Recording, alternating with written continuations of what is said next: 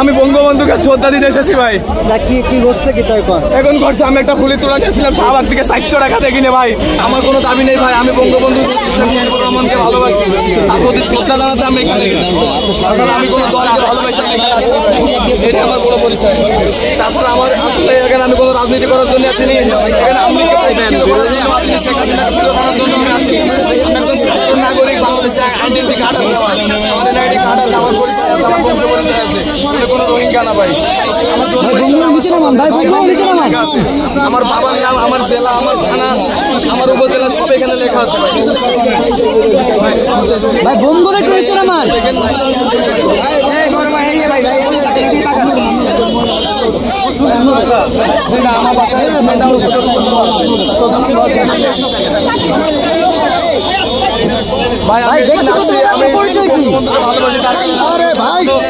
রাজনীতির কোনো সম্পৃক্ত আমার সাথে নেই ভাই। আপনি কি করেন? আমি রিক্সা চালাই ভাই, এটা আমার পরিচয়। এখানে কেন আসছেন? যে আমি বঙ্গবন্ধুকে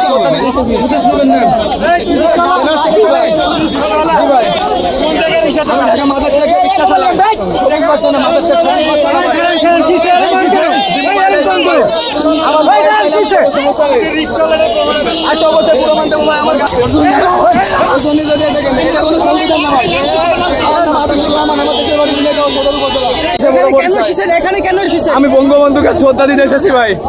কি ঘটছে কি তাই এখন ঘটছে আমি একটা ফুলের তোলা নিয়েছিলাম শাহবাগ থেকে 400 টাকা দিয়ে কিনে ভাই। আমার বহুত কষ্টের টাকা, আমি সারাদিন ইনকাম 400 টাকা ভাই।